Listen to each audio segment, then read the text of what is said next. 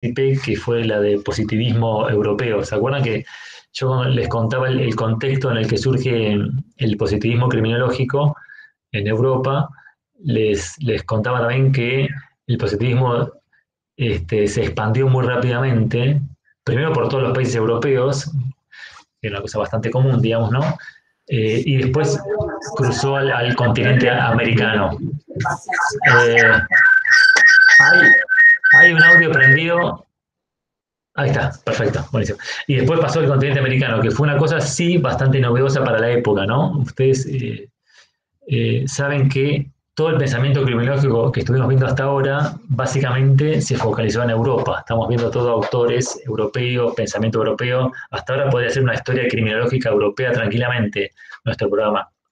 Pero a partir del positivismo y a partir de la primera escuela criminológica americana importante, que fue la Escuela de Chicago, ya vamos a empezar a ver algunos autores y algunos conceptos que surgen de América, digamos, ¿no? Aparece en escena, digamos, este nuevo actor regional y paradójicamente Europa empieza también a entrar como una especie de periodo un poco más oscuro que tuvo que ver con sus dos guerras mundiales y demás. Entonces va a haber mucho desarrollo americano en la primera mitad del siglo XX.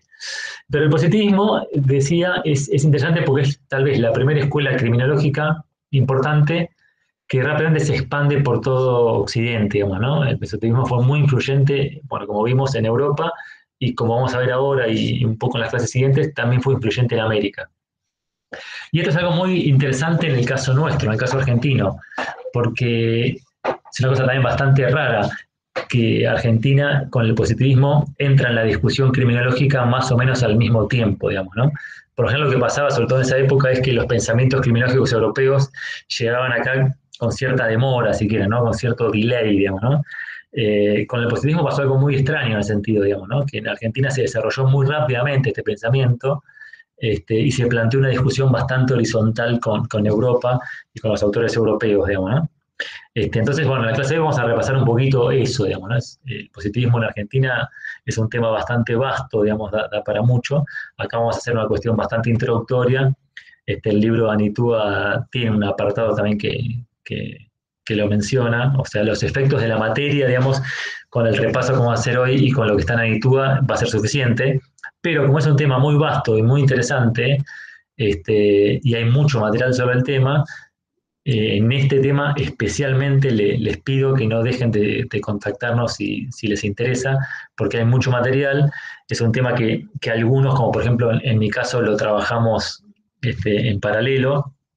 Yo trabajé y sigo trabajando mucho el tema de la criminología empírica en Argentina, entonces es un tema del cual también tenemos mucho material para aquellas personas que les interese el tema de más allá del examen, digamos, ¿no? O de la materia. Así que bueno, la clase de hoy es simplemente introductoria. Eh, y lo que se me ocurrió también plantearles es, en forma muy resumida, digamos, porque insisto que va a ser una reseña, si quieren, bastante superficial, contarles un poco cómo fue la historia de la introducción del positivismo en Argentina, que si vamos a ser estrictos, en realidad no sé si fue la primera escuela criminológica o penal que tuvo desarrollo en el país, porque si vamos a ser muy exhaustivos, Argentina tuvo en la segunda mitad del siglo XIX un cierto desarrollo dentro del penalismo, digamos, ¿no? El derecho penal.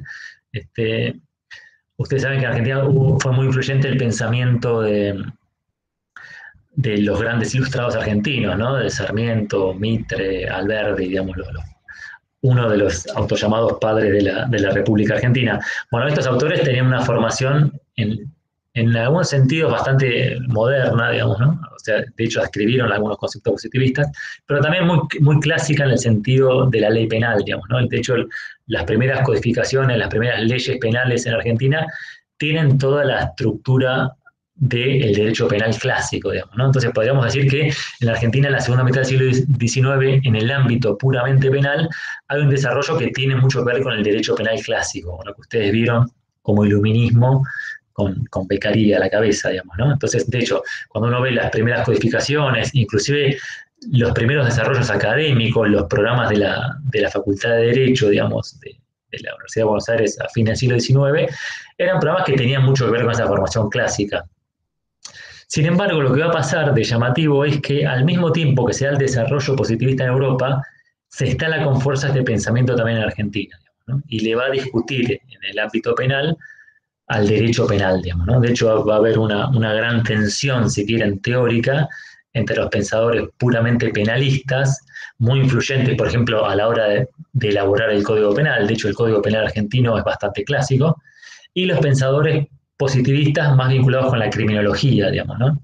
Que van a descreer un poquito de los conceptos penales y van a intentar focalizarse en la cuestión más científica, más empírica, digamos, ¿no? Entonces, esta tensión, digamos, entre penalistas y criminólogos es algo que en Argentina fue muy importante, sobre todo a finales del siglo XIX y a principios del siglo XX, digamos, ¿no?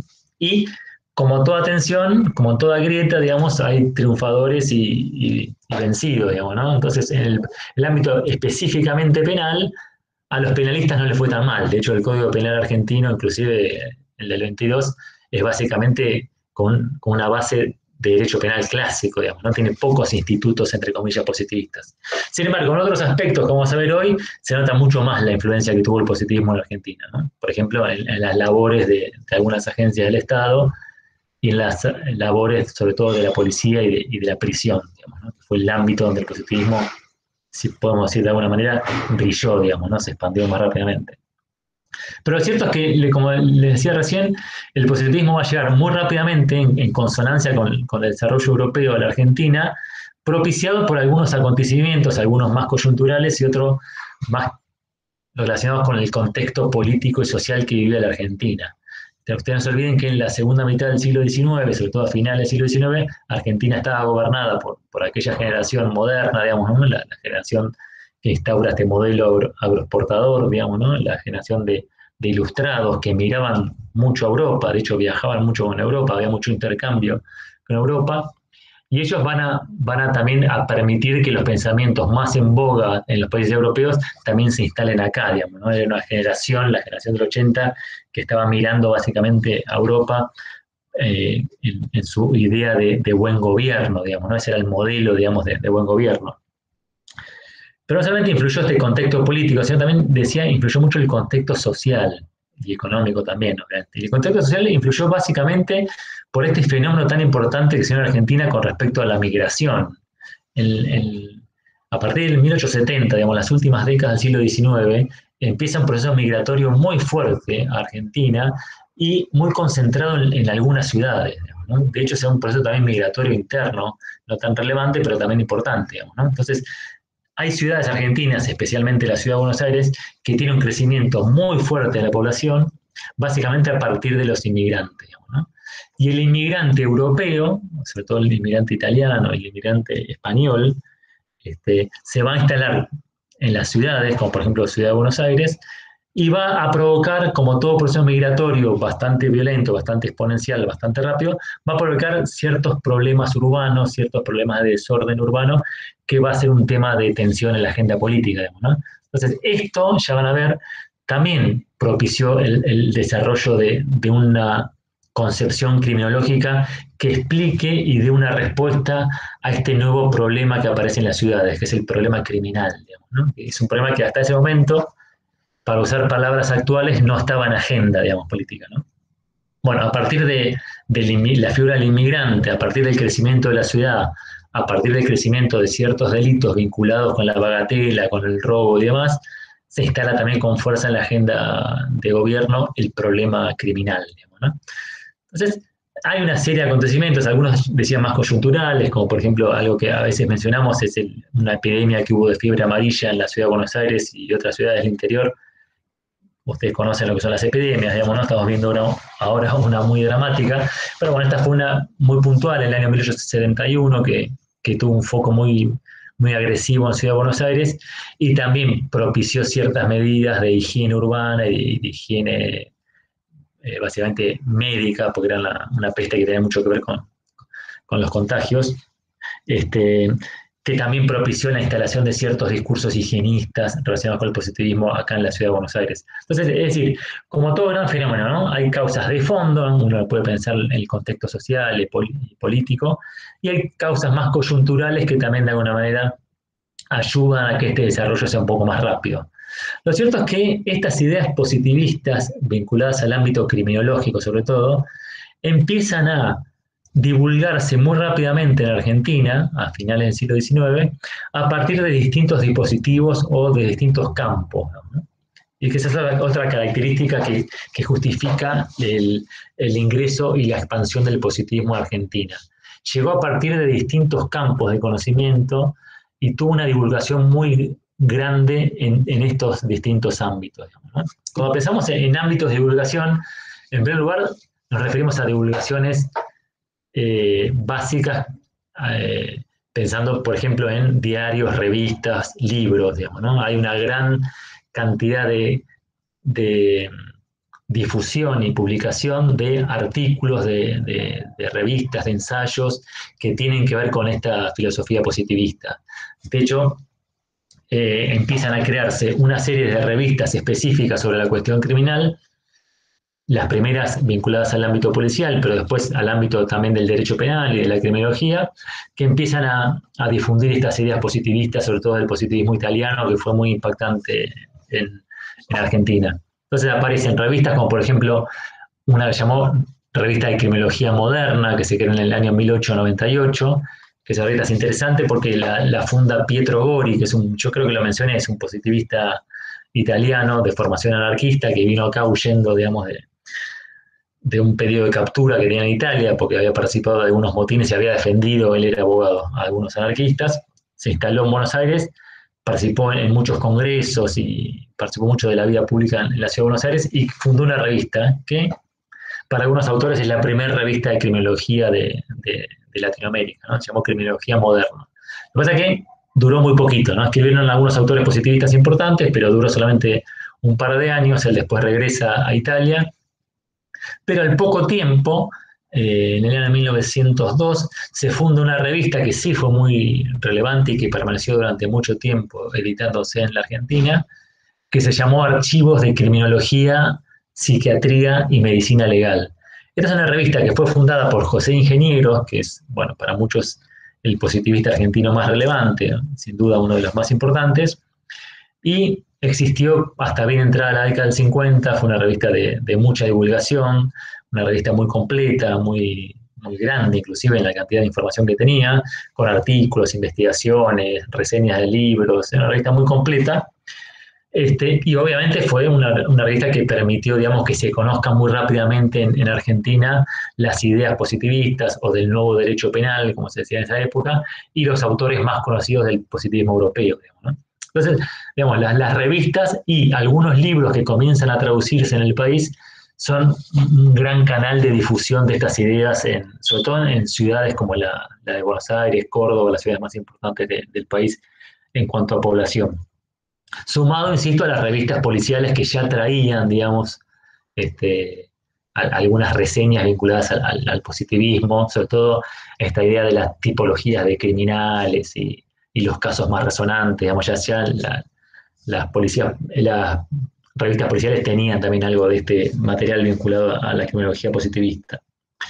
Pero la divulgación no solamente vino a partir de libros y de revistas, sino también vino a partir de los claustros universitarios, porque acá también se hace algo muy particular. Varias facultades de la universidad pública, sobre todo la Facultad de Medicina y la Facultad de Derecho, comienzan a incorporar dentro de sus programas o de programas de algunas materias conceptos típicamente positivistas. El caso más conocido que fue muy polémico además, fue la materia de Derecho Penal, lo que hoy sería elementos del Derecho Penal, digamos, ¿no?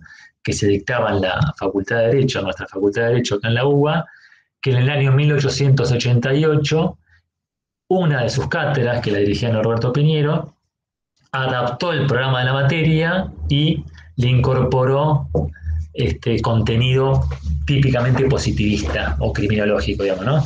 Esto obviamente provocó una reacción de los penalistas más clásicos, que no les gustó nada esto, digamos, ¿no? Pues es un concepto totalmente distinto.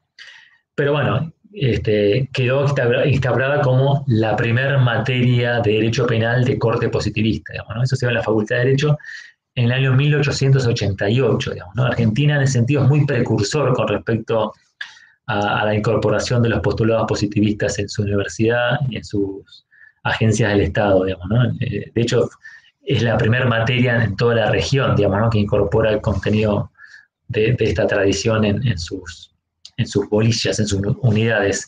Pero también pasó lo mismo en la Facultad de Medicina, se incorporan materias nuevas como medicina legal, antropología jurídica, es decir, materias que tenían más que ver con esta nueva forma de estudiar la criminalidad, no a partir de la figura de la ley, sino a partir del estudio científico del delincuente. Digamos, ¿no? Empieza a desarrollarse a partir de este planteo positivista nuevas materias, nuevos programas, nueva bibliografía vinculadas con el tema.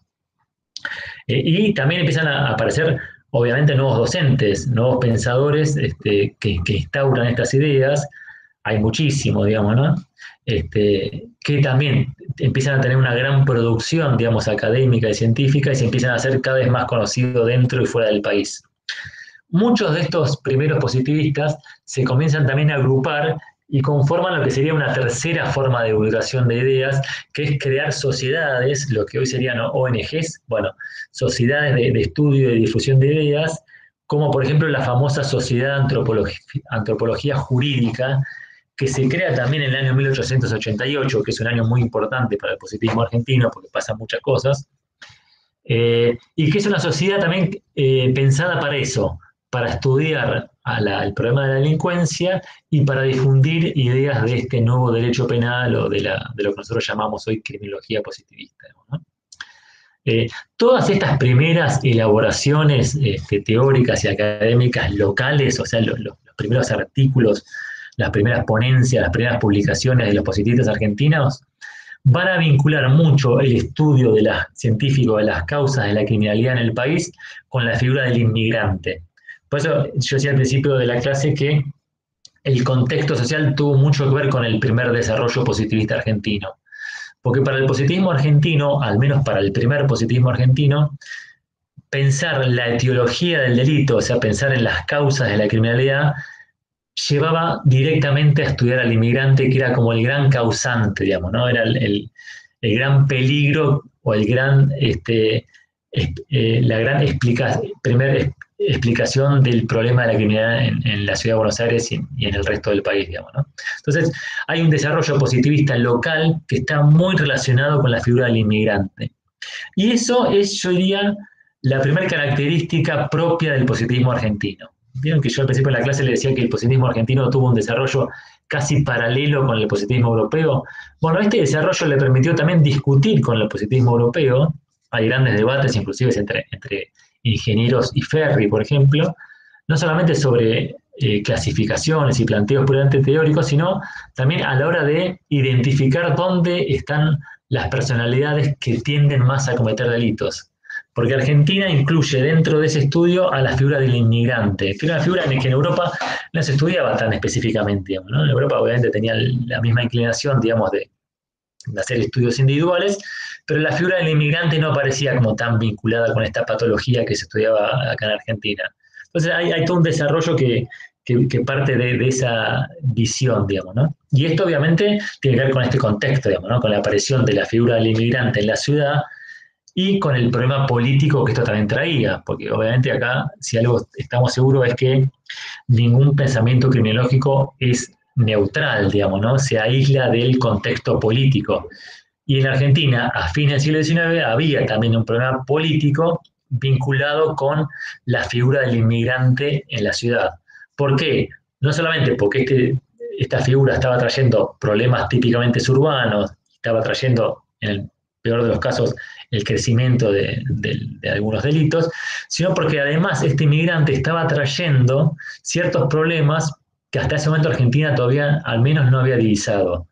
Nos referimos a las primeras asociaciones gremiales, nos referimos a las primeras tensiones sociales, las primeras reivindicaciones sociales, que vinieron de la mano de partidos políticos en formación, como el Partido Socialista Argentino, y de asociaciones gremiales, ambos dirigidas por inmigrantes. Entonces, la figura del inmigrante no solamente era una figura que traía tensión política por el aparente crecimiento del delito, sino que traía problemas políticos porque traía estas ideas, entre comillas, foráneas, que también provocaban la preocupación de la gestión política de turno, digamos, ¿no? Entonces, el inmigrante aparece como el, entre comillas, enemigo, digamos, ¿no? O en términos científicos, la persona a estudiar, digamos, ¿no? Entonces, ustedes van a ver que los primeros ensayos criminológicos argentinos siempre utilizan mucho la categoría de nacionalidad, por ejemplo, que es una categoría típica que sirve para distinguir al inmigrante del local, digamos, ¿no?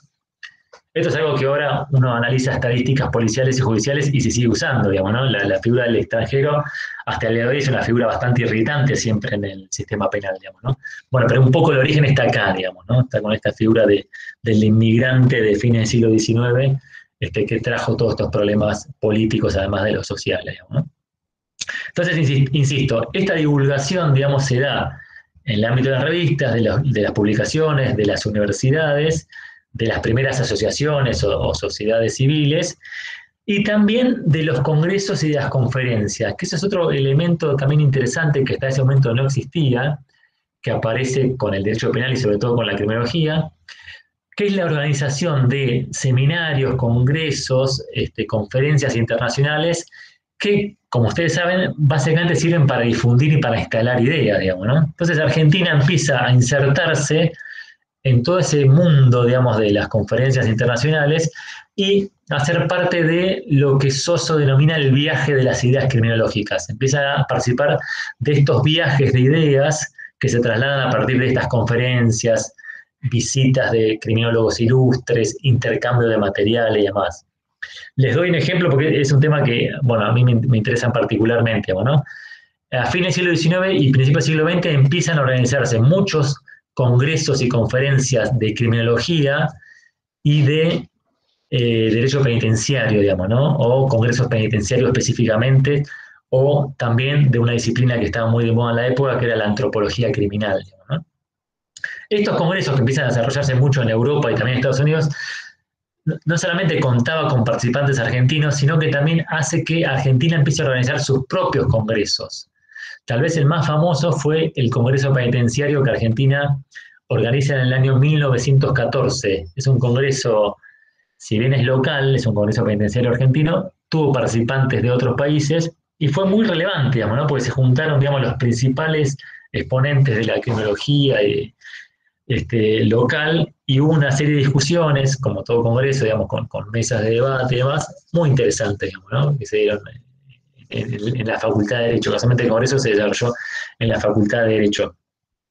También en esa época empiezan los primeros congresos, insisto de antropología criminal y los primeros congresos de criminología. Argentina tuvo, digamos, también no sé si decir el orgullo, digamos, bueno, de organizar el primer congreso de criminología latinoamericano, que fue en el año 1932. Es un congreso que organiza Osvaldo Laudet, que era un criminólogo argentino muy importante para la época, que contó también con mucha cantidad de participantes y que lo que hacía era no solamente difundir estas ideas, sino instalar a la criminología argentina en el ámbito de la discusión criminológica internacional, ¿no? Entonces, esta divulgación a partir de congresos también era una herramienta, digamos, para estos intercambios de ideas y estos posicionamientos, digamos, académicos de los criminólogos argentinos en el exterior, digamos, ¿no? Hay una autora que se llama Rosa del Olmo, que es muy interesante, venezolana, que hace un análisis muy exhaustivo de todo el desarrollo de congresos y conferencias internacionales, y la hipótesis de ella es que esas instancias, digamos, internacionales también era una forma que tenían los países centrales de introducirse, digamos, de influir en estos países periféricos, digamos, ¿no?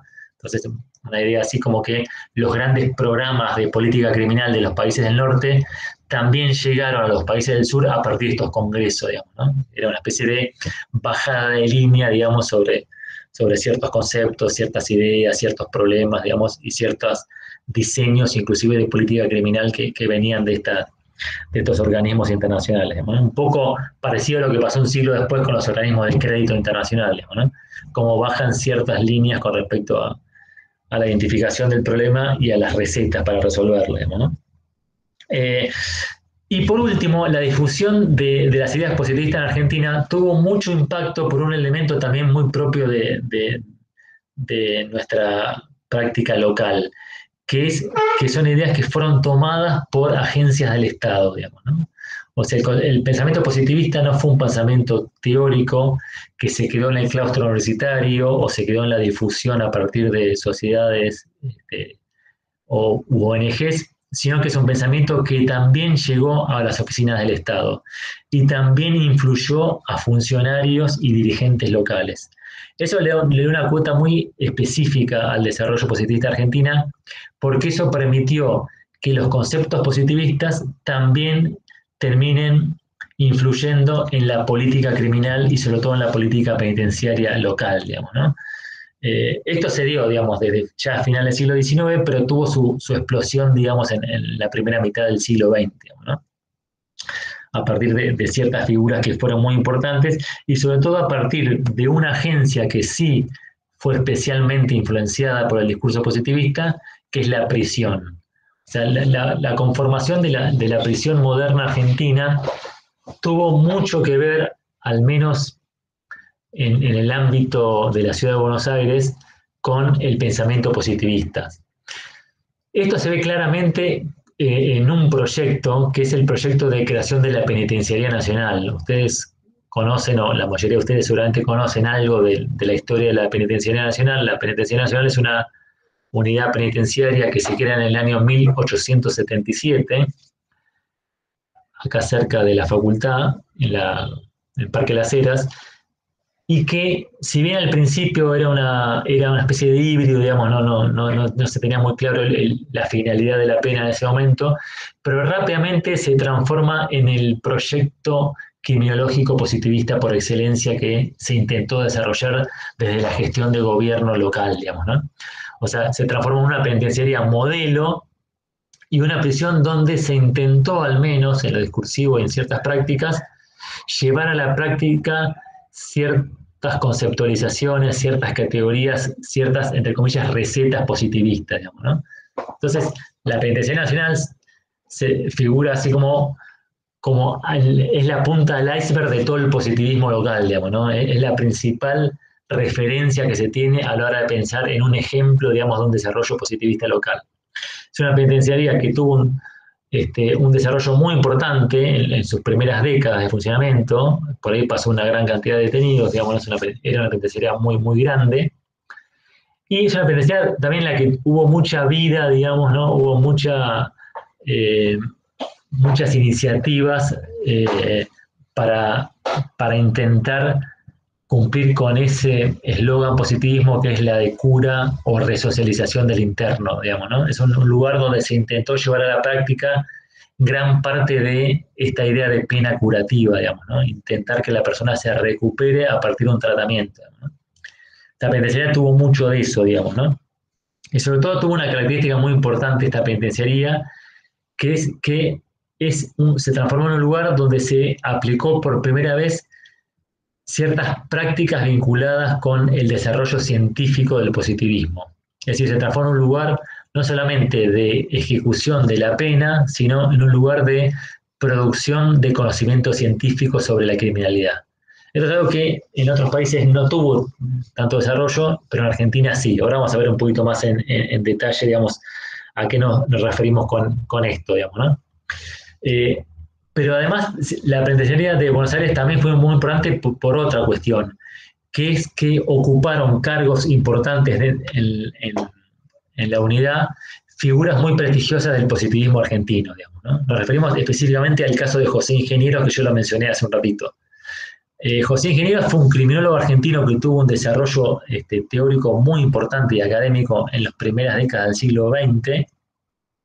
Tuvo una producción muy fuerte, digamos, de criminología, escribió muchos manuales, libros, programas, artículos. También llevó a cabo mucha práctica, mucha criminología empírica. Y no solamente él tuvo desarrollo a nivel académico y a nivel de producción científica, sino que también ocupó cargos en la gestión penitenciaria. Y eso también es una característica típica del positivismo argentino que no se ve tanto en otros países, digamos, ¿no? Muchos de los criminólogos importantes también ocuparon cargos dentro de la gestión penitenciaria. Y José Ingenieros fue un caso muy particular de eso, ¿no? José Ingenieros, bueno, escribió, como decía, muchos libros, pero sobre todo hay un libro de José Ingenieros que se llama Criminología, actualmente, en donde él desarrolla, digamos, su principal esquema de explicativo o etiológico de la criminalidad. Y ahí también marca una innovación, ingeniero, porque lo que él sostiene en ese libro es un cuadro clasificatorio o una tipología criminal que tiene algunas raíces en común con el desarrollo europeo, pero que también tenía muchas particularidades. De hecho, es un desarrollo que lo llevó también a discutir con criminólogos europeos, como el caso de Ferri, como yo decía hace un ratito, ¿no? Lo que él desarrolla ahí es un esquema clasificatorio de explicación de la criminalidad basado en el concepto de anomalías. ¿Qué sostenía ingenieros? Y todo esto tiene que ver vamos a ver después, con la aplicación práctica que intentó hacer, digamos, ¿no? Lo que ingenieros intentaba explicar con su desarrollo teórico es que existen personas que presentan ciertas anomalías. Hay un esquema en el libro de Anitu Bastava, lo pueden ver en detalle, pero básicamente él arma como tipologías de anomalías con distintas patologías, ¿no? No viene al caso de la clase para explicar una por una todas, pero sí explicar esto, digamos, ¿no? Que el delincuente era una persona que estaba dentro de este gran esquema clasificatorio de personas anómalas. Hay muchas personas que presentan anomalías que no son delincuentes, pero lo que era necesario era que el delincuente era una persona que sí o sí padecía una anomalía. Y estas anomalías que tienen algunas personas, como por ejemplo los delincuentes, son anomalías psiquiátricas, decía ingenieros, o en palabras de él, psicopatológicas. Y acá muestra, digamos, lo que es el desarrollo propiamente personal que tenía de la criminología. Porque en general lo que dice es que la anomalía biológica no es tan importante, la que plantea el primer ingeniero, el primer Lombroso, sino que básicamente las anomalías de las personas enfermas eran psicopatológicas, o sea, era una anomalía básicamente psiquiátrica. Y esas anomalías psiquiátricas o patológicas sí tienen que ver con algunas características congénitas o con algunas características adquiridas. En eso sí era muy parecido, si quieren, al esquema de Ferri. Lo interesante es que ingenieros lo que hace es como una especie de mixtura, decir, bueno, todos los delincuentes son personas que tienen anomalías psiquiátricas, pero no todas estas anomalías psiquiátricas son congénitas, hay algunas que son adquiridas. Por lo tanto, hay muchos delincuentes que podrían tener un tratamiento que los lleve a curarse o, en el mejor de los casos, intentar adaptarse socialmente a pesar de tener una anomalía.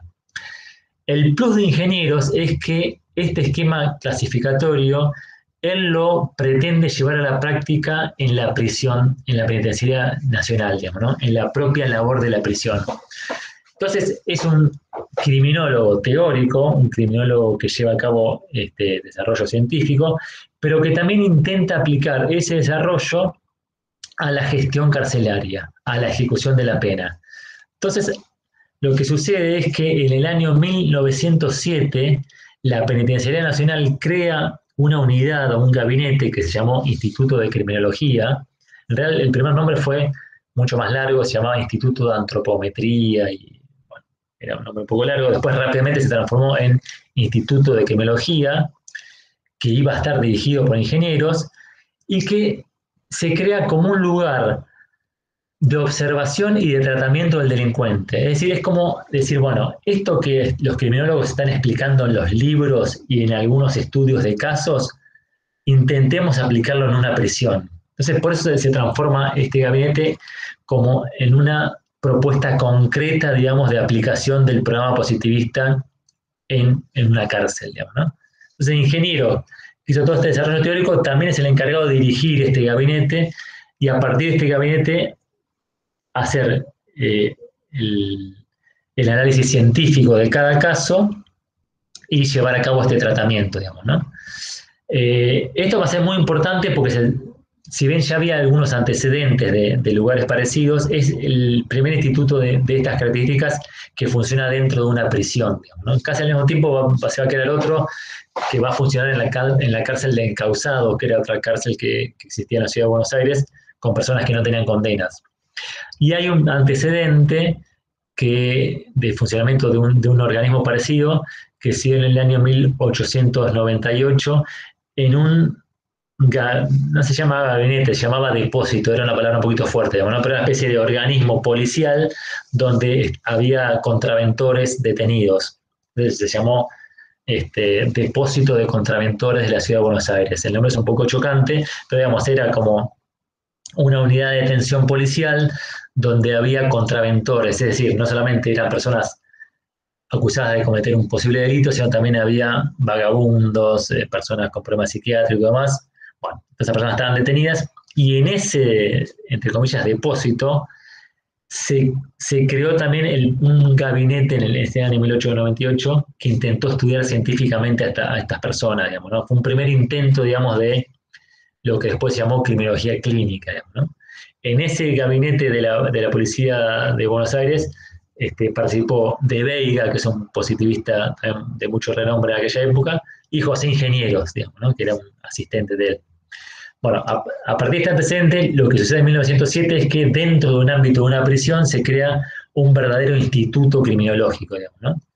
Y esto va a ser muy importante porque esto va a inaugurar la primera experiencia de criminología empírica en el ámbito oficial. Es decir, hasta ese momento la criminología argentina había tenido mucho desarrollo teórico, si bien había tenido algún desarrollo empírico, pero el Estado o una agencia del Estado, en este caso la prisión, va a llevar un desarrollo científico en su propia institución penal, digamos, ¿no? Entonces es algo que también marca una innovación, digamos, del positivismo local. Y eso tiene que ver con otro elemento que yo también les quería contar del positivismo en Argentina, que también es muy importante, que es que el positivismo en Argentina lleva a cabo los primeros desarrollos científicos sobre la criminalidad. Como vimos en las clases anteriores de positivismo europeo, una de las marcas que tiene esta corriente de pensamiento es no trabajar con dogmas, o sea, no trabajar con teorías, sino intentar trabajar a partir de estudios empíricos, ¿no? Estudios científicos. ¿Se acuerda que mencionamos los estudios de cráneos que hacía Ingeniero o algunos análisis estadísticos que hacía Ferri? Bueno, en Argentina va a pasar algo parecido, digamos, ¿no? No solamente va a haber desarrollos teóricos positivistas, sino que se van a llevar a cabo muchos estudios empíricos, que es una marca también muy clásica del positivismo argentino. Básicamente, el positivismo en Argentina, el positivismo empírico, va a desarrollar dos estrategias científicas que son tal vez las más importantes dentro del esquema empírico del positivismo, que son, por un lado, como mencionaba recién, el estudio de estadísticas, la elaboración de estadísticas criminales y estadísticas penitenciarias, y por otro lado, el desarrollo de la criminología clínica. Esto que yo conté recién de Ingenieros, digamos, ¿no? que dirige un instituto de investigación criminológica en la penitenciaría, es el lugar donde se va a llevar a cabo esta segunda herramienta de investigación, que es la criminología clínica.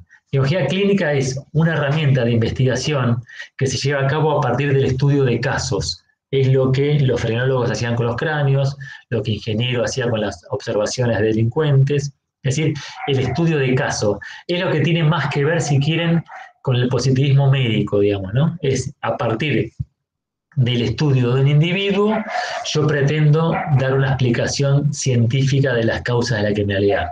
Bueno, esta herramienta científica que se llama criminología clínica se va a desarrollar en Argentina, en el Instituto Criminológico de la Penitenciaría en el año 1907, pero también en otras unidades de detención, digamos, ¿no? Es decir, el estudio de casos.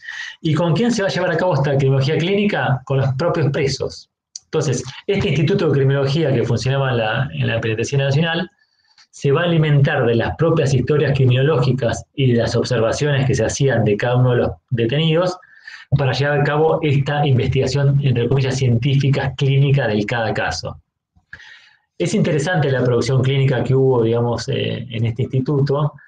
Tan interesante fue que los casos más relevantes después se publicaban, digamos, ¿no? Y acá también es una cosa, si quieren, simpática, digamos, ¿no? Porque yo les dije hace un ratito que Ingenieros era una persona que tuvo desarrollo criminológico, digamos, académico, y también tuvo una participación en la gestión, digamos, ¿no? Dirigiendo un instituto. Bueno, también Ingenieros participó en la revista Archivos de Criminología, y una de las participaciones que él hacía en esa revista era presentando casos prácticos que eran observaciones que él hacía en la Penitenciaría Nacional, con lo cual él, bueno, digamos, estaba de los distintos lados del mostrador. Pero a lo que voy con esto es que estos estudios clínicos que hacían en la prisión, a veces culminaban en publicaciones de artículos, inclusive libros, que, que se, que se armaban en base a estos casos, digamos, ¿no? Estudios de casos. Entonces, digamos, toda esta producción clínica se llevó a cabo en Argentina fundamentalmente a partir de la labor de las agencias penitenciarias. Y la segunda herramienta de investigación científica, que son las estadísticas, también tuvo un desarrollo local muy importante, digamos, ¿no? Argentina va a ser el primer país en la región en llevar a cabo un censo carcelario, digamos, ¿no? Y esto también es algo que es una nota distintiva de nuestro país. Argentina en el año 1906 lleva a cabo el primer censo carcelario nacional. Censo carcelario nacional, en el sentido estricto de la palabra, implica contar o censar a todas las personas privadas de libertad. Esto es algo que al día de hoy se hace y es bastante complejo de hacerlo. O sea, imaginen hacerlo en el año 1906, digamos, ¿no? Fue una apuesta muy importante, digamos, de la gestión de la época. Esta iniciativa, digamos, de realización del primer censo penitenciario nacional es una iniciativa que parte de un positivista argentino también muy reconocido para la época, que se llama Antonio Balbé, que para aquel momento, el año 1906, era el director de la Penitenciaría Nacional. Una iniciativa propia de Balbé fue decir, bueno, nosotros sabemos cómo funciona esta cárcel, digamos, la cárcel de emblema, digamos, del gobierno nacional, sabemos cómo funcionan algunas unidades más de la ciudad de Buenos Aires, pero no sabemos lo que pasa en el interior. Entonces de ahí vino esta idea de decir, bueno, realicemos un censo carcelario, digamos, ¿no? Censemos a todas las unidades de detención que existen en el país para tener un diagnóstico estadístico, que era una herramienta muy reconocida para la época, de cuál es la situación carcelaria de la Argentina. Entonces, con esa consigna, digamos, lo que se hace es, se diseñan, bueno, unos instrumentos de recolección o planillas, y se relevan todos los detenidos que existían en el país al 31 de diciembre de 1906. Ese fue el primer censo carcelario que se hizo en el país, en un momento donde además se estaban haciendo también los primeros censos poblacionales, digamos, ¿no? Con lo cual era una herramienta estadística bastante novedosa, bastante innovadora, digamos, ¿no? Bueno, de ese censo se hizo una publicación después, que si les interesa está disponible. Yo escribí un artículo también sobre ese censo, es un censo también que da mucha información muy, muy interesante, y permitió saber una cuestión que se transformó después en una gran crítica a todo el desarrollo positivista en Argentina, que es poner de manifiesto la diferencia que había entre lo que pasaba en la ciudad de Buenos Aires con lo que pasaba en el interior del país, ¿no? El Censo Carcelario Nacional del año 1906 dio como resultado que en Argentina había alrededor de 8.100 personas privadas de libertad, de las cuales solamente 1.000 o 1.500 estaban en la ciudad de Buenos Aires, el resto estaban en cárceles del interior del país. Y las cárceles del interior del país no tenían la misma estructura, el mismo presupuesto, los mismos recursos que la Penitenciaría Nacional. Entonces, digamos, este censo permitió poner de manifiesto, digamos, ¿no?, que la situación criminológica en el país era muy distinta, muy dispar. Esto también después se transformó a la postre en una gran crítica que se hace al desarrollo de la criminología en Argentina, digamos, ¿no? Porque la criminología en Argentina tuvo un desarrollo muy dispar en la ciudad de Buenos Aires a lo que pasó en el resto de las provincias, ¿no? Pero bueno, más allá de esto, digamos que es materia de esta herramienta de investigación, lo que quería recalcar era eso, digamos, ¿no?, que el positivismo en Argentina también tuvo esta característica, que fue una iniciativa teórica que tomó la gestión política y que también propició que se realicen los primeros estudios de campo, los primeros estudios empíricos en el país, digamos, ¿no? El censo carcelario se realizó por primera vez en el año 1906 y constituyó, digamos, la primera herramienta estadística importante de análisis criminológico. Además de este censo carcelario, y además de los estudios de criminología clínica, también hubo otros desarrollos empíricos en Argentina a finales del siglo XIX, que fue el desarrollo de estadísticas policiales. Eso también es una iniciativa que tuvo que ver con las policías locales y que un poco se relaciona con lo que pasó, digamos, en Europa, digamos, ¿no? En Europa, digamos, las principales herramientas de investigación criminológica eran, además de los estudios de casos, las estadísticas penitenciarias y las estadísticas policiales, digamos, ¿no? Las estadísticas policiales fueron muy importantes para tener un diagnóstico de la situación delictiva que vivían los países. Y Argentina en ese sentido tuvo, digamos, también desarrollo científico bastante importante. Entonces así vemos que durante las últimas décadas del siglo XIX, sobre todo a partir de 1880, las policías locales, sobre todo la policía de la capital y la policía de la provincia de Buenos Aires, empieza a desarrollar estadísticas, digamos, ¿no? Estadísticas vinculadas a la cantidad de delitos que se registraban, digamos, en sus ciudades o en sus distritos, digamos, ¿no? Estas herramientas, digamos, las estadísticas policiales, las estadísticas carcelarias y los estudios de criminología clínica eran los insumos que tenían los positivistas argentinos a la hora de realizar sus publicaciones o sus programas, digamos, ¿no? Entonces, ustedes tengan en cuenta siempre esto, digamos, ¿no? El positivismo establece un vínculo muy fuerte entre los desarrollos empíricos y los desarrollos teóricos, digamos, ¿no? Entonces, todo el desarrollo teórico del positivismo de Argentina se basó, al menos, en estas herramientas de desarrollo científico, ¿no? Las estadísticas policiales, estadísticas carcelarias y los estudios clínicos, digamos, ¿no?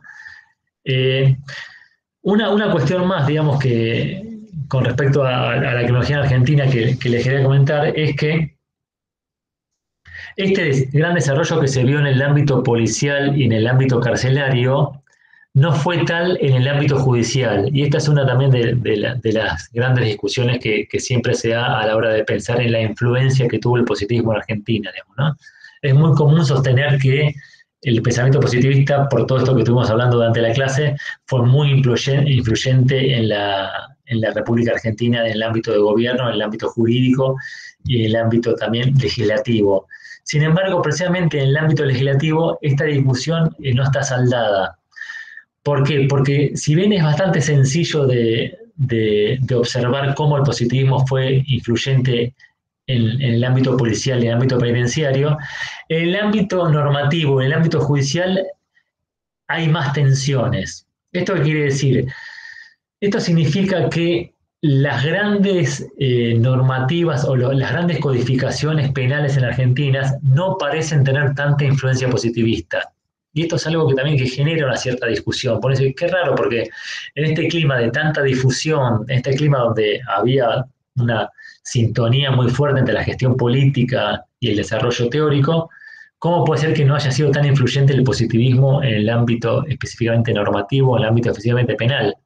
Bueno, la respuesta no está saldada, pero lo cierto es que si uno piensa en el Código Penal y uno piensa en la actuación de la justicia penal, la figura o los discursos positivistas no parecen tan influyentes. En todas las leyes penales que hubo en Argentina desde finales del siglo XIX hasta las primeras décadas del siglo XX, hay muy pocas normativas, institutos que tengan que ver específicamente con el positivismo. Las primeras influencias positivistas se empiezan a ver recién con el Código Penal de 1922 y se empiezan a ver simplemente en algunas figuras particulares, pero no en el corpus más importante de la ley penal, digamos, ¿no? Las primeras, digamos, influencias positivistas en la ley penal se ven solamente vinculadas a lo que sería el Instituto de la Libertad Condicional o el Instituto de la Reincidencia. La figura de la reincidencia sería algo así como la primera conquista, digamos, entre comillas, que tiene el positivismo en el ámbito normativo. Y es la primera gran tensión que se provoca entre el discurso típicamente penal y el discurso típicamente criminológico, positivista, digamos, ¿no? Porque hasta ese momento es algo interesante. Se da que el derecho penal, digamos, cierra sus compuertas y todo lo que tenga que ver con la ley penal y la administración de justicia no queda influenciada por este discurso criminológico, y sin embargo, a partir de la figura del reincidente, es como que el discurso criminológico empieza a penetrar de alguna manera también en este eslabón, digamos, que hasta ese momento era puramente penal, que era el ámbito de la justicia, casualmente, ¿no? ¿Y por qué les parece a ustedes que el Instituto de la Reincidencia marca esta primera, digamos, influencia clara del positivismo en la ley penal?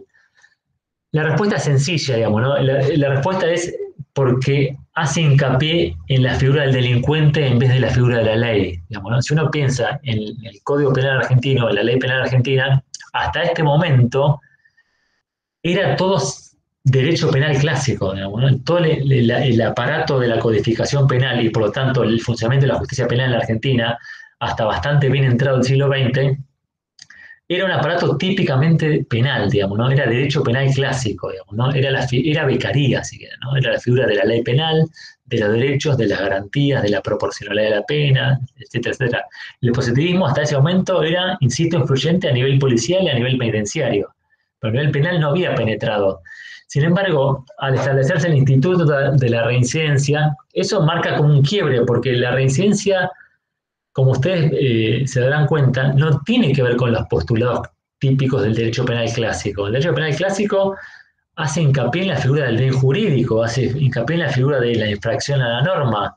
Para el derecho penal clásico, la figura del delincuente no es relevante, digamos, ¿no? Lo que termina condicionando una pena es la proporción con el bien jurídico dañado, ¿no? La pena proporcional, digamos, al hecho. Si uno le agrega en la elaboración de la pena el antecedente penal, ya ahí está metiendo un concepto positivista dentro de este esquema clásico, digamos, ¿no? Y esto es algo que se instauró en Argentina, digamos, ¿no?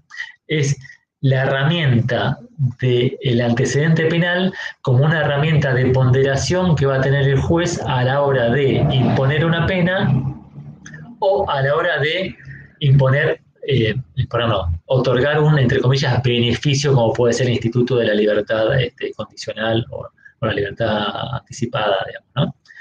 Esto es algo que sí pone de manifiesto el Código Penal del 22 y sería como uno de los primeros resquicios de cómo el positivismo también de a poco se va metiendo en la lógica del derecho penal clásico, digamos, ¿no?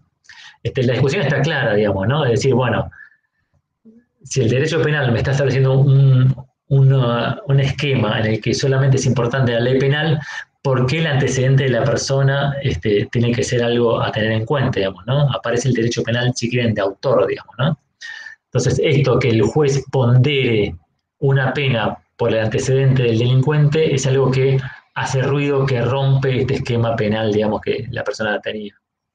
Esto, digamos, instaurar el instituto de la reincidencia o del antecedente penal provocó algo que también es interesante mencionar, que es la necesidad de crear un nuevo organismo a nivel estatal que diera respuesta a esta demanda jurisdiccional.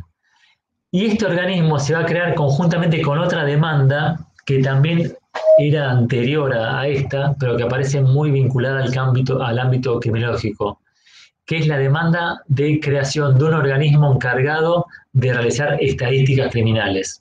Porque esta es otra cosa interesante, digamos, ¿no?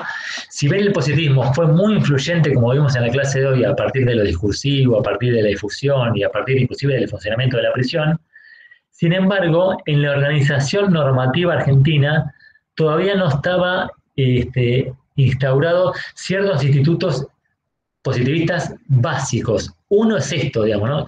Que haya un organismo encargado de llevar a cabo estadísticas criminales. O sea, si Ferri decía que para analizar las causas de la criminalidad había que consultar estadísticas y llevar a cabo investigación empírica, si Ingenieros decía que para establecer un programa de política criminal primero había que tener información científica, era evidente, digamos, que Argentina debería tener un organismo encargado de producción científica. Esto quedó de manifiesto claramente en el Congreso Penitenciario del año 1914. ¿Se acuerdan que al principio de la clase yo le dije que una de los factores propiciantes del discurso positivista en Argentina fue la realización de muchos congresos y conferencias internacionales? Bueno, el primer congreso por ahí relevante en materia penitenciaria que se realiza en el año 1914 en Argentina tuvo en una de sus mesas principales de discusión esta necesidad que el Estado argentino cuente con un organismo que produzca científicamente conocimiento, o sea, que dé herramientas para la producción científica de conocimiento sobre criminalidad, y que Argentina tenga un organismo encargado de conocer los antecedentes penales de las personas para que el juez tenga ese elemento a la hora de merituar una pena.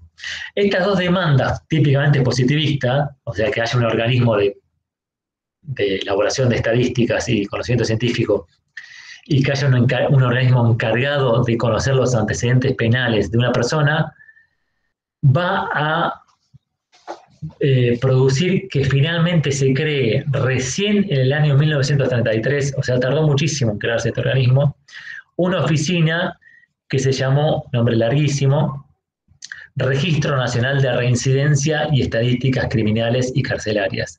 Esto es algo que también que se está estudiando mucho, digamos, ¿no? Quienes estudian, digamos, ese periodo histórico lo ven como una de las grandes, entre comillas, contradicciones de la época, digamos, ¿no? El positivismo es muy importante en cuanto al discursivo, pero no hizo que influyera estas ideas en la ley penal y no provocó tampoco tanta influencia a la hora de crear este organismo, digamos, de antecedentes penales. Este, eh, por eso, presente, ¿no? Por eso mismo que se crea directamente ya cuando en principio empieza como el ocaso del discurso positivista, al menos a nivel académico, ¿no? Entonces, dentro, digamos, de las discusiones teóricas sobre qué tan influyente fue el positivismo argentino, en Argentina, estas son dos que se dan clásicamente, digamos, ¿no? Discutir si fue influyente a nivel, digamos, de codificación penal, discutir si fue influyente a nivel de crear un organismo de antecedentes y de estadística. Y la tercera gran discusión acerca de la influencia del positivismo en Argentina se dio en esto que yo mencionaba antes, que es la poca llegada que tuvo en las provincias, digamos, ¿no? Es decir, guarda con esto de pensar que el positivismo fue muy influyente en Argentina porque la influencia se limitó básicamente a la ciudad de Buenos Aires. La cuestión es que, bueno, en lo que tiene que ver con una de estas discusiones, que es la creación de este organismo, en el año 1933 se crea el Registro Nacional de Reincidencia y Estadística Criminal, y ese organismo vino a dar respuesta a estas dos demandas, digamos, ¿no? Esta demanda, así, bueno, el Estado tiene el deber de producir científicamente información, o sea, tiene el deber de organizar la estadística criminal y penitenciaria del país, y el Estado también tiene el deber de darle esta herramienta al juez para que conozca los antecedentes del imputado.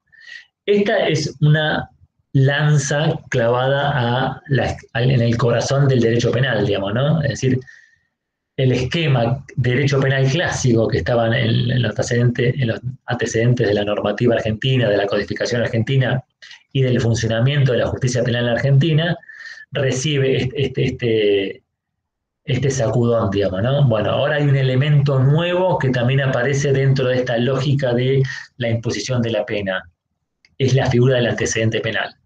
Entonces, a partir de esto, digamos, se crea un registro que lo que hace es recopilar información de todas las sentencias que se dictan en el país. Desde el año 1933, por esta ley, digamos, que crea este registro, todos los jueces penales del país, cuando dictan una condena, tienen la obligación de informarla a este registro para que este registro recopile esa información y le quede el antecedente a esa persona. Eso, si no es derecho penal de autor, ¿qué es? Digamos, ¿no? Esta es, digamos, cuando uno dice si el positivismo tuvo o no influencia en la lógica penal, bueno, esta es una gran influencia, ¿no? Es incorporar el antecedente penal como un elemento dentro del funcionamiento de la justicia penal, digamos, ¿no? Después viene toda esta gran discusión acerca de qué tan influyentes fueron las concepciones positivistas a la hora de administrar justicia, digamos, ¿no? Hay mucho debate con respecto a eso, digamos, ¿no?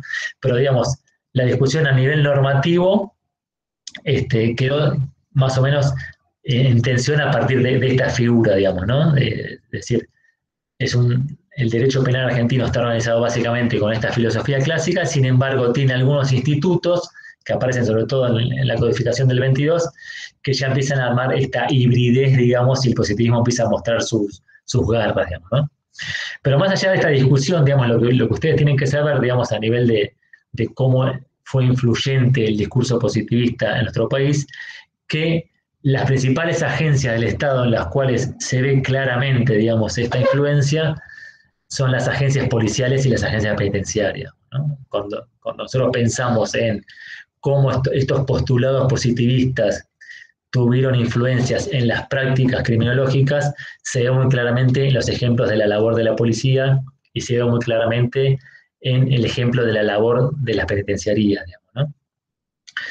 Y esto también, y con esto termino porque los quiero escuchar un poco a ustedes antes de terminar la clase, también va de la mano con el desarrollo que tuvieron esas agencias en cuanto a desarrollo científico, digamos, ¿no? ¿Se acuerdan que yo les puse el ejemplo de la prisión? La prisión es un lugar donde se lleva a cabo los dos grandes desarrollos científicos postulados por el positivismo, que es la criminología clínica, que eran los estudios de casos que se hacían en el gabinete de la Penitenciaría Nacional, y la confección de estadísticas criminológicas, digamos, ¿no? Que tiene que ver con las estadísticas policiales y carcelarias. Entonces, del lado de la prisión está muy claro, digamos, que se vieron esos desarrollos científicos, digamos, ¿no? Y tecnológicos. Del lado de la policía, hubo algunos desarrollos científicos de la mano de la estadística, pero también hubo desarrollos tecnológicos muy importantes que tienen que ver con la valorización que se daban de estos discursos, digamos, ¿no? En ese sentido, simplemente les doy un ejemplo. La policía de la provincia de Buenos Aires tuvo un exponente que se llamó Bucetich, José Bucetich, ustedes lo sintieron hablar seguramente, hay una escuela policial que se llama así, que tuvo un desarrollo científico muy relevante para la época, que es las huellas dactilares, digamos, ¿no? Bucetich hace un desarrollo de identificación de personas a partir de sus datos dactilográficos, digamos, ¿no? De las huellas dactilares, ¿no? Hay toda una discusión acerca si lo inventó él o lo inventó Galton, que era un criminólogo francés, pero lo cierto es que Bucetich tiene un gran desarrollo, digamos, entre comillas, científicos para la identificación de personas. Esa cuestión de identificar la persona a partir de una huella, que es algo único e intransferible, tuvo un desarrollo muy importante a partir de un policía argentino, digamos, ¿no? Entonces, a lo que voy es que había una apuesta por este conocimiento científico en las agencias del Estado, digamos, ¿no? Las agencias del Estado llevaron a cabo un gran desarrollo, entre comillas, científico y tecnológico vinculados con estos postulados. El otro ejemplo que se utiliza dentro de los desarrollos tecnológicos de la policía tiene que ver con los los desarrollos topográficos no tanto, pero sino más que nada con la identificación a partir de las fotografías. La policía, algunas policías de Argentina, como por ejemplo la policía de la Ciudad de Buenos Aires, es de las primeras que empieza a desarrollar también las galerías de delincuentes. Esta idea de a las personas peligrosas hay que identificarlas, si es a partir de una huella mejor, pero si no a partir de sus rostros, a partir de sus figuras, para estudiarlas y obviamente para eventualmente también alertar a la ciudad acerca de si no están en prisión, digamos, ¿no? Pero básicamente a partir del estudio de estas personas. Entonces, hay todo un desarrollo tecnológico vinculado a la identificación de los delincuentes a partir de las galerías de rostros de delincuentes y de la fotografía. Hay un libro de una historiadora argentina que se llama Mercedes Carrera, que se llama, no lo apellido, sí, Mercedes Carrera, que hizo todo un desarrollo de la fotografía en la policía de la Ciudad de Buenos Aires. Es muy interesante, digamos, ¿no? Es la aplicación de desarrollos científicos o desarrollos tecnológicos para la identificación de delincuentes y para la acción policial, digamos, ¿no? La acción, entre comillas, preventiva de la policía. Bueno, esta, si quieren, simetría entre el desarrollo teórico, científico y el desarrollo de la labor de las agencias, que se ve muy claro en la policía y la penitenciaría, es algo típico de este momento en Argentina, ¿no? Es un momento en el que la conformación de la agencia policial y el funcionamiento de la agencia policial, al igual que la penitenciaria, está muy vinculada a los postulados positivistas. Y esto también va a traer una consecuencia que a mí me gusta, a veces cuando tengo tiempo, mencionarla, que es que estas agencias quedaron muy, muy asociadas a este pensamiento, porque es el pensamiento que las conformó, si quieren, digamos, que las diseñó. Entonces, todo lo que vino a nivel académico después, ustedes piensen que a fines del siglo XIX, cuando estas agencias se terminan conformando, el pensamiento hegemónico era el positivismo, pero a nivel académico el positivismo fue dejado de lado y aparecieron nuevos pensamientos. Sin embargo, en estas agencias estos nuevos pensamientos no penetraron igualmente, no fueron tan influyentes. Por lo tanto, estas agencias quedaron muy vinculadas a este esquema teórico, que es el esquema teórico que las organizó, que las hizo funcionar, que le dio el desarrollo tecnológico y que le dio su propia misión. Entonces, uno podría decir, para hablarlo coloquialmente, en las facultades el positivismo se empezó a criticar y aparecieron otros exponentes criminológicos, pero en las agencias policiales y carcelarias no, digamos, ¿no? En la agencia policial y carcelaria no aparecen los nuevos criminólogos, digamos, ¿no? Todavía en los programas policiales y penitenciarios de hoy se siguen viendo desarrollos criminológicos positivistas, ¿no? Esto tiene que ver con el momento fundante, digamos, ¿no? Por ejemplo, muchas agencias del Estado y sobre todo las agencias del sistema penal quedan muy vinculadas con el discurso que las creó, digamos, ¿no? Entonces, como pasa en muchos otros ámbitos, digamos, ¿no? La policía se creó con esta impronta, entonces es muy difícil a la policía después hacerla crítica, digamos, ¿no? Porque se quedó con esta impronta muy positivista, ¿no? Profe, sí.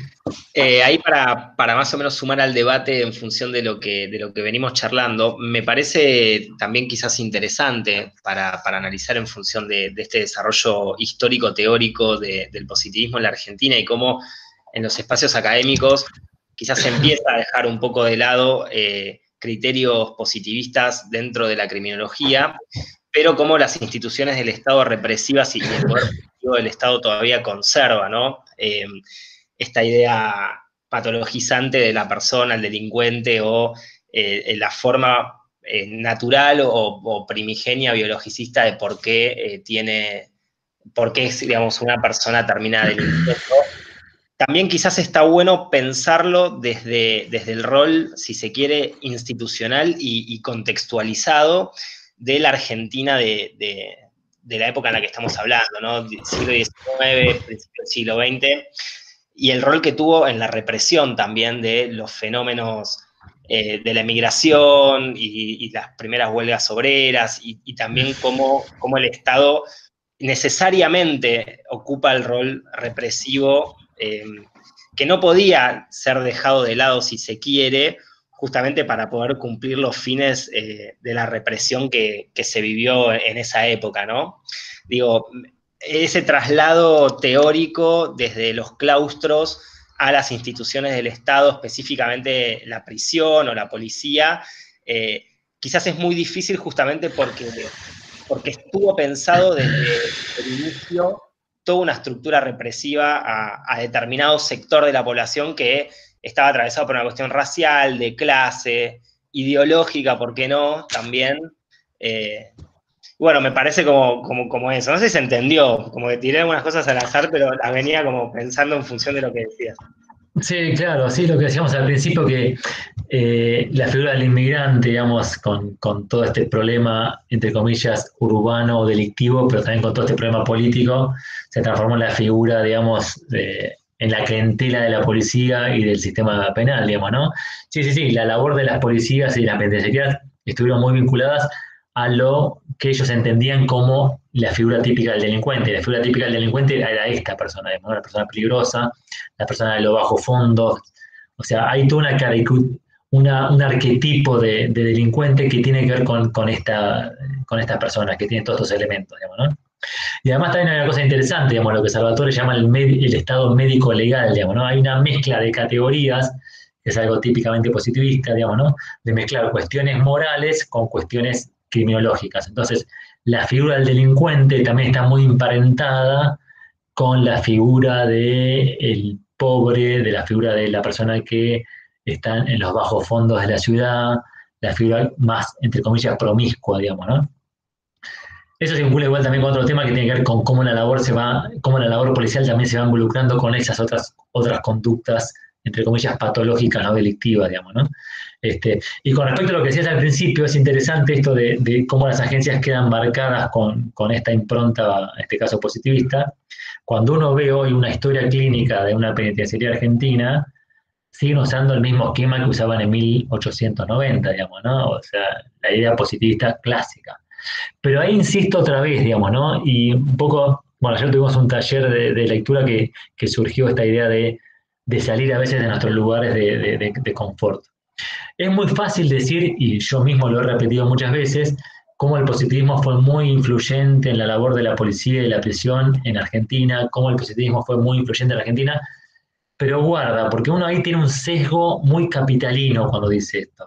Yo he estado en congresos, les puedo asegurar, muy interesantes, escuchando a historiadores o criminólogos tucumanos diciéndole todo muy lindo lo que están contando ustedes, pero eso pasó con la policía de la capital, pasó en la penitenciaría de Buenos Aires y pasó con la gestión política capitalina. en Tucumán es otra cosa, digamos, ¿no? Entonces, es verdad que sí tuvo una influencia, pero la influencia positivista fue muy clara en la labor del gobierno, por otro lado, y en la labor de las agencias de la Ciudad de Buenos Aires, ¿no? En las provincias, si quieren, hubo una mezcla más de cuestiones, y no fue tan así, digamos, ¿no? Pero sí es cierto que desde lo discursivo y desde la creación de estas agencias nacionales fue completamente influyente, digamos, ¿no? Con estas contradicciones, digamos, ¿no? Fue muy, o sea, si uno piensa el furor del positivismo, bueno, uno piensa fines del siglo XIX, principios del siglo XX. Sin embargo, muchas demandas típicamente positivistas, como la creación de un organismo o la realización de un congreso criminológico, se dan en la década del 30, 40, ¿no? Entonces, hay también factores interesantes para pensar por qué fue muy influyente en alguna materia y en otra no tanto, digamos, ¿no? ¿Tiene algún comentario más, duda para hacer? Es un tema interesante este para discutir, ¿o no?